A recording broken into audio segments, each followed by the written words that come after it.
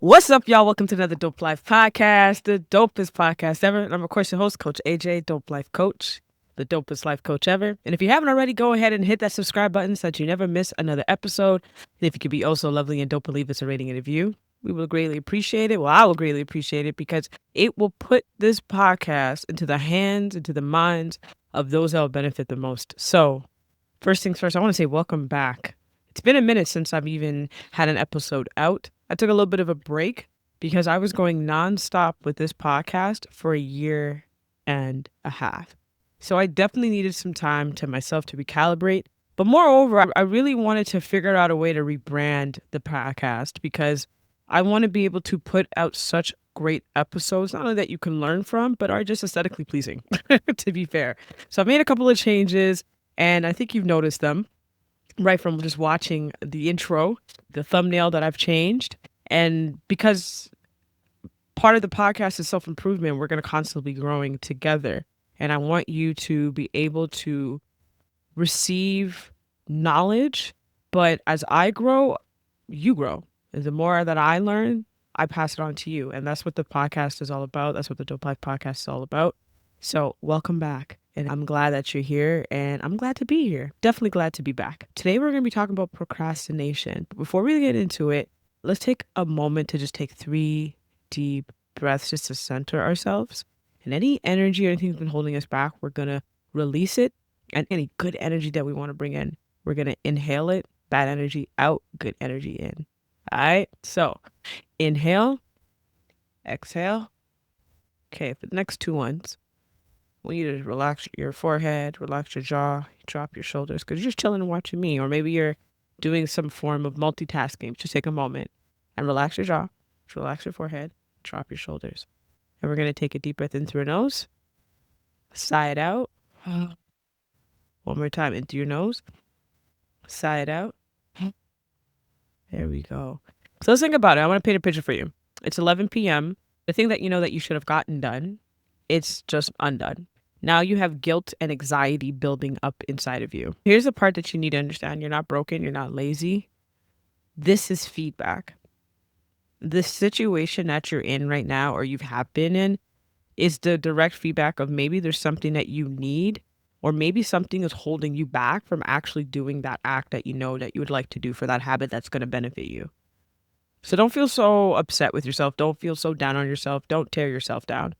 Understand that this is a moment to sit in this season as this is the thing that you need to figure out what the root of the cause is.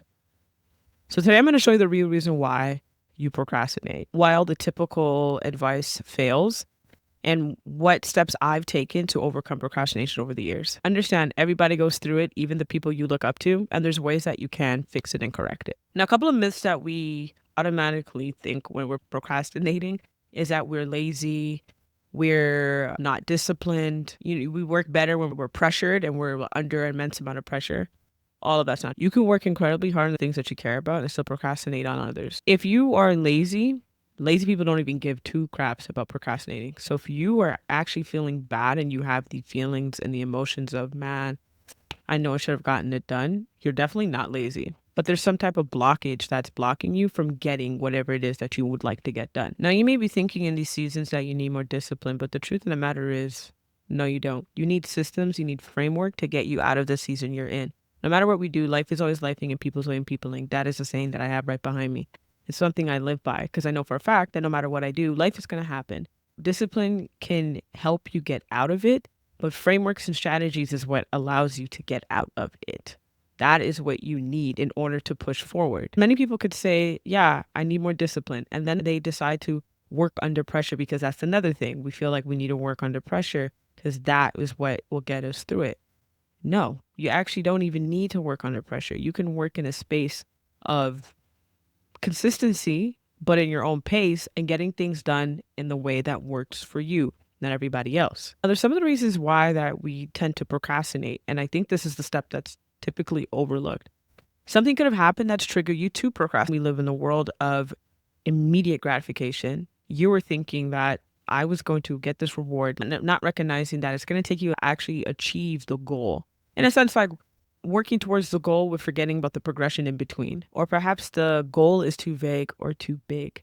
You could have a big goal, but you could also break down that big goal into small goals so that you could achieve said big goal. Or maybe the goal is not really concrete, it's too vague. Now you really have to set the goal in a clear manner. Not like, hey, I just want to accomplish this. This is why. And when I receive that, this is will be my reward. Especially if you're setting a goal outside of your identity because it's connected to somebody else. Maybe someone close to you wants you to do that. You're going to have resistance. That's where procrastination is really going to creep in. It's not even something that you want to do. For example, maybe there's a course that you were forced to take in university or college because your parents told you to take it, you took it. And deep down inside, you never wanted to take it. You procrastinated semester after semester. When you get into that job and that career, you procrastinate at work because this is not something you want to do. When you feel those feelings coming up, those emotions, that feedback of procrastination, here's a 4-part step framework that you can use right now. And you're going to want to write this down a bit because maybe some things are going to start jogging and you can actually start implementing it today. Now, this one I do all the time because it helps me, which is step 1. If it takes 2 minutes, do it right away. Do not push it to the side. Just get it done. Our brain will tend to resist starting, not continuing. Once we're in the midst of doing whatever the chore, the task, working towards the goal is, we're going to keep going. But it's just getting actually started is where the tough part is.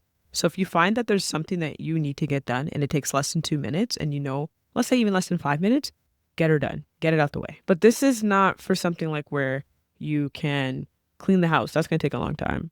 Clean your car. That's going to take a long time. Write an article. That's going to take a long time. Journaling may even take a long time for you. Maybe 2 minutes is enough, but for some of us, that's not enough. Committing to working out, that is not a 2-minute commitment that you could make. And by doing these 2-minute tasks, it tricks our brain into thinking that we haven't done anything. But the truth of the matter is we actually are doing a task. And at the end of the day, it doesn't feel so threatening, but it will release some good endorphins because we've accomplished something. We were productive to some degree. Now, step 2, this one is most important. Make it detailed as possible. Whatever the task is, make it as specific as possible. Because when you have those vague tasks, it triggers procrastination and it's going to hinder you from even starting. But when you have specific tasks, it will trigger action. For example, you have an exam coming. You wouldn't say, I'm going to study for the exam. Make it specific. I'm going to read chapter 8 and look out for key components that I need for my exam. Make it more specific. Let's say, for example, in your calendar, you want to block out a particular time to study for that or read that chapter. Don't just put, okay, yeah, I'm going to study time. No, make it specific. I'm going to read, block it out. I'm going to read chapter 8 and look for these key components for my exam. And the point of this is when you sit down to do the task, you're not going to ask yourself, where do I start? The answer's already there for you because you've made it specific as possible. Now, let's say you have a task that you dislike. For me personally, it's laundry and it's washing dishes. I absolutely despise those 2 tasks, but I know I have to get it done. So the way that I get through those moments is I pair it with something I enjoy. So for me personally, if I am cooking and then I know I have to clean, music is already playing in the background. If I have to fold clothes or if I have to do laundry, I'll have earbuds in order for me to do so. Just pair it with something you'll like. Even if it's a favorite show that you could listen to or you have it in the background, pair it with something that you enjoy. And write it down. When X happens, I will do Y.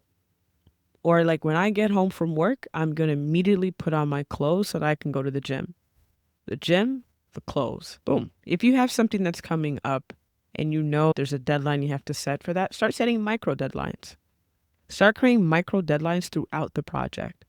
This worked best for me when I had papers in college. I would have the first half I want to have done. Intro, some citations, already a draft. I want to get it done by, let's say, this particular date. And then the next few dates, the deadline again. This way it breaks down the task and it makes it more manageable for me to actually work towards versus work on your paper, get it done.